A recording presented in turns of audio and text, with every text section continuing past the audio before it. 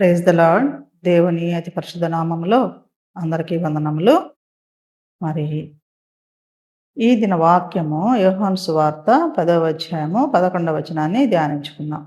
నేను గొర్రెలకు మంచి కాపరిని, మంచి కాపరి గొర్రెల కొరకు తన ప్రాణము పెట్టును. దేవుడు తన వాక్యాన్ని దీవించును గాక. ప్రార్థన చేసుకుందాం. ప్రేమమయుడ, కృపామయుడ, మా స్తుతులకు కారణభూతుడు అయిన గొప్ప దేవ, మీ బంగారు పాదములకు వెళ్ళలేని స్తోత్రాలు వందనాలయ్యా. ప్రభాతాన్ని నాయన ఈ చదవబడిన వాక్యముల మర్మాన్ని తండ్రి ప్రభ మేము గ్రహించటకు మాతో మాట్లాడమని యేసుక్రీస్తు ఉన్నతమైన అతి పరిశుద్ధ నామములో వేడుకొని ప్రార్థన చేస్తున్నాం తండ్రి. ఆమేన్. ఆమేన్. ప్రియ దేవుని బిడ్డలారా, ఇక్కడ చూసినట్లయితే యెహోవా సువార్తలో మరి భక్తుడు ఏమంటున్నాడంటే, నేను గొర్రెలకు మంచి కాపరిని, మంచి కాపరి గొర్రెల కొరకు తన ప్రాణం పెట్టునని మరి చెప్తా ఉన్నాడనమాట. మరి యేసయ్య మరి గొర్రెల కాపరి ఎవరంటే ఇక్కడ మనము మంచి కాపరి మన తన ప్రాణాన్ని అర్పించినటువంటి యేసుక్రీస్తు వారనమాట. మరి ఈ ప్రపంచంలో నాయకులు కానివ్వండి, మరి ఎంతమంది తల్లిదండ్రులు కానివ్వండి, లేకపోతే అన్నదమ్ములు కానివ్వండి, అక్కచెల్లెలు కానివ్వండి, మరి మరి ఇంటి యజమానులు కానివ్వండి, మరి ఎవరైనా సరే తన సంరక్షణ కోరేవారు కానివ్వండి, ఎవరైనా సరే మరి ప్రాణం ఒకరి కోసం ఒకరు ప్రాణం పెడతారా? మరి కాదు కదండి. మరి ఆ ప్రాణాన్ని పెట్టడానికి దేవుడు యేసయ్య మరి వెనకాడకుండా మరి ప్రాణాన్ని పెట్టినట్టుగా మనము ఇక్కడ చూస్తున్నాం అనమాట. తన ప్రాణాన్ని పెట్టగలిగినటువంటి, అర్పించినటువంటి ఒకే ఒక్క నాయకుడు, ఒకే ఒక్క దేవుడు ఎవరంటే మన యేసుక్రీస్తు వారనమాట. అయితే ఈ వచనంలో యేసు తనను మంచి కాపరిగా మనకి పరిచయం చేసుకున్నట్లుగా మనము చూస్తున్నాము. మంచి కాపరి, చెడ్డ కాపరి కూడా ఉంటారంటే ఉంటారండి. మరి ఇప్పుడు మంచి కాపరి అంటే మరి తండ్రి బిడ్డల్ని మరి తల్లిదండ్రులు తన బిడ్డల్ని పోగొట్టుకుంటారండి? కాదు కదా. మరి వాళ్ళకి ఏదొచ్చినా కూడా అన్ని సంరక్షించుకునే వారిగా ఉంటారు కదా. మరి అలాగే అలా కాకుండా మరి ఎవరినైనా మనము జీతం ఇచ్చి పిల్లల్ని పెంచడానికి పెట్టినప్పుడు వాళ్ళు ఎలా చూస్తారు పిల్లల్ని? మరి సంరక్షకులుగా వాళ్ళని పెట్టినట్లయితే మరి వాళ్ళు బాధ్యతగా రెస్పాన్సిబిలిటీ వాళ్ళు ఫేస్ చేయరండి. కానీ వాళ్ళు జీతానికి తగినట్టు పనిచేస్తారు కానీ వాళ్ళు తన మరి సొంత బిడ్డల్లాగా చూసుకోవడానికి అవకాశం ఉండదు, చూడరనమాట.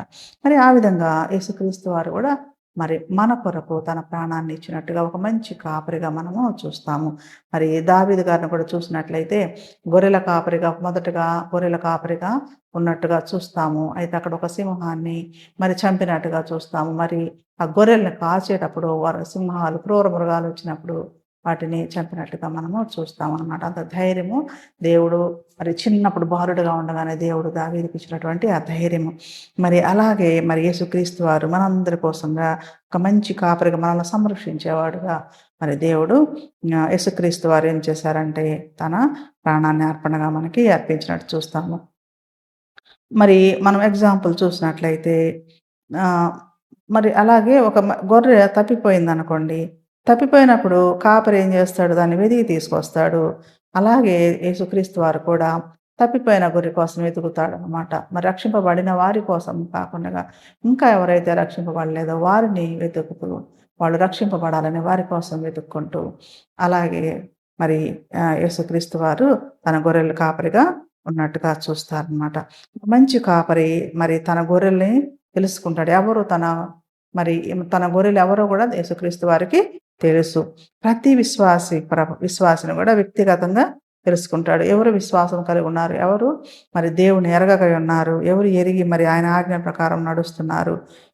మరి మనలో ఉన్నటువంటి బలహీనతలు కానివ్వండి, బాధలు కానివ్వండి, అవసరాలు కానివ్వండి అన్నీ కూడా ఆయనకి తెలుసు అనమాట. అయితే మనము ఒక సంఖ్యలాగా ఈ లోకములో ఒక సంఖ్యలాగా కాకుండా మనల్ని ఒక విలువైన వ్యక్తులుగా మరి చూడటం జరుగుతుంది. యేసుక్రీస్తు వారు మనల్ని విలువైన వాళ్ళము కాబట్టి తన విలువైన రక్తాన్ని మన కోసం ఇచ్చినట్లుగా మనము చూస్తాం అన్నమాట. అయితే ఒక మంచి కాపరి తన ప్రాణాన్ని అర్పిస్తాడు కదండి. యేసు శిలువపై కూడా ఏం చేశాడు? తన ప్రాణాన్ని మన పాపాల కొరకు అర్పించినట్టుగా మనం చూస్తాము. ఇది ఆయన ప్రేమకి అత్యున్నతమైనటువంటి నిదర్శనంగా చూస్తాం అన్నమాట. అవును కదండి. మరి ప్రాణం ఇచ్చేవాళ్ళు ఎవరుంటారు? మరి ఒక కుటుంబంలో ఒక వ్యక్తి చనిపోతే ఆ కుటుంబంలో వారు ఏం చేస్తారంటే ఏడుస్తారు కానీ తర్వాత మరి ప్రాణాన్ని ఇచ్చేవాళ్ళు ఎవరు ఉండరు కదండి. కొన్ని దినాలు ఏడుస్తారు ఆ బాధని, తర్వాత మర్చిపోతారు. అయితే ఇక్కడ యేసుక్రీస్తు వారు ఏం చేస్తున్నారంటే, మన పాపాల కొరకు తన ప్రాణాన్ని ఇచ్చినట్లుగా మనము చూస్తున్నాం అనమాట. ఆయన ప్రేమకి విలువ మనం కట్టలేమండి. అత్యున్నతమైనటువంటి ప్రేమ ఆయనది. ఆయన బలవంతంగా చనిపోలేదు. ఎవరు చంపితే ఆయన చనిపోవటం కాదు. ఆయన దేవుడు తన కుమారుడిని ఈ లోకానికి పంపించి, ఒక ప్రణాళిక ద్వారా మన పాపాల కోసంగా తన కుమారుని పంపించి, మరి ఆ ప్రేమతోటనమాట, మన మీద ఉన్నటువంటి ఆ ప్రేమతోటి మరి మన పాప క్షమాపణ కొరకు మనం రక్షింపబడ్డానికి మరి సిలువలో మరి తన ప్రాణాన్ని అర్పించుకున్నట్లుగా మనము చూస్తాం. మంచి కాపరి ఏం చేస్తాడు? రక్షణనిస్తాడు కదండీ! మంచి కాపరైతే రక్షణ మనకివ్వగల మరి సమర్థుడనమాట. కాపరి గొర్రెలకు ఏం చేస్తాడు? గొర్రెలను క్రూర మృగాల నుండి కాపాడినట్లు ఏం చేస్తాడంటే, అవును కదండీ! గొర్రెల కాపరి ఏం చేస్తుంటాడు? మనం ఇందాక దావీదు గురించి చెప్పినట్టుగా మరి క్రూర మృగాల నుండి మరి ఏ ఇతర ఆపదలు రాకుండా తన గొర్రెల్ని కాస్తూ ఉంటాడు. మంచి కాపరైతే. అదే చెడ్డ కాపరి అయితే మరి జీతానికి ఉన్నవాడైతే ఏం చేస్తాడు? తన ఇష్టానుసారంగా ఉంటూ వాటిని మరి అంతగా పట్టించుకోకుండా ఉంటాడనమాట. అంత ప్రాణం పెట్టేవాడుగా ఉండడనమాట. అయితే మరి యేసుక్రీస్తు వారు మనకి శోధనలో, భయాల్లో, ఆత్మీయ ప్రమాదాల్లో మనల్ని కాపాడుతూ ఉంటాడు. ఆయనను అనుసరిస్తే మరి నిజమైనటువంటి భద్రత మనకి ఉంటుంది. ఆయన అనుసరించే వారంగా మనము ఉండాలన్నమాట. కాకుండా మనం దారి తప్పిపోయిన వారంగా ఉండకుండా ఆయన్ని అనుసరించే వారంగా మనము జీవించాలని దేవుడు కోరుకుంటున్నాడు. మంచి కాపరి స్వరాన్ని మనం వినాలన్నమాట. మంచి కాపరి ఏం చేస్తాడు? మరి స్వరాన్ని వినాలి. గొర్రెలు తన కాపరి స్వరాన్ని గుర్తించి ఏం చేస్తాయి గొర్రెలు? దేవుని స్వరాన్ని మనం గుర్తించి దేవుని చెంతకు చేరే వాళ్ళంగా మనం ఉండాలన్నమాట. అలాగే మరి విశ్వాసులు కూడా దేవుని వాక్యాన్ని విని దానికి లోబడుతూ జీవించాలి కదండీ! అవును కదా! మరి విశ్వాసులం అయినటువంటి మనము ఏం చేయాలి? దేవుని వాక్యాన్ని ప్రతిదినము చదవాలి. మరి చదివి అంటే మనం వాక్యం చదువుతున్నప్పుడు మనకేమనిపించాలి? దేవుడు మనతో మాట్లాడుతున్నాడనేది మనకు తెలియాలి. ఆ విధంగా మనము మరి ఆ వాక్యము చదవాలన్నమాట. దేవునితో మాట్లాడినట్టుగా మనము ఆ వాక్యాన్ని చదవాలి. అయితే ప్రియా దేవుని బిడ్డలారా, మరి ఈ మంచి కాపరి మరి స్వరాన్ని కదండీ! గొర్రెలు ఏం చేస్తాయి? తన మంచి కాపరి యొక్క స్వరాన్ని అనుసరిస్తాయి. దేవుడు మాట్లాడుతూ ఉంటే, ఆ మాటల్ని మనం అనుసరిస్తూ ఆయన మార్గాల్లో నడిచే వారంగా ఉంటామనమాట. అయితే ప్రియా దేవుని బిడ్డలారా, మరి మనం ఏమనుకుంటాం? మనల్ని మనము ఒకసారి మనం పరీక్ష చేసుకున్నట్లయితే నేను ఒక మంచి కాపరినైతే యేసుని పూర్తిగా నమ్ముతున్నానా? లేదా? అని మనము క్వెషన్ వేసుకోవాలనమాట. అలాగే ఆయన స్వరాన్ని ప్రతిరోజు ఏం చేయాలి? వాక్యము, ప్రార్థన ద్వారా మనం వింటున్నాము కదండీ! వాక్యం ద్వారా దేవుడు మనతో మాట్లాడితే, ప్రార్థన ద్వారా మనం దేవునితోటి మాట్లాడాలనమాట. ప్రతి దినము ఇలాగ జరిగితే ఎలాంటి అపవాది కూడా మన చెంతకి రాకుండా ఉంటుంది ప్రియా దేవుని బిడ్డలారా. అలాగే ప్రేమను మరి అనుభవించాం మనం కదండీ! దేవుని ప్రేమను అనుభవిస్తున్నటువంటి మనకి ఎలా ఉండాలి? ఇతరుల పట్ల కూడా మనం ప్రేమతో జీవిస్తున్నామా లేదా కూడా చూడాలి కదా! మరి దేవుడు మనల్ని ఎంతగా ప్రేమించాడు కదా! మరి ఆ ప్రేమను మనం అనుభవిస్తున్నాం కదా! అనుభవిస్తున్నప్పుడు మనం ఏం చేయాలి? ఇతరుల పట్ల కూడా అదే ప్రేమను మనము కలిగి ఉండాలని దేవుడు కోరుకుంటూ ఉన్నాడంట.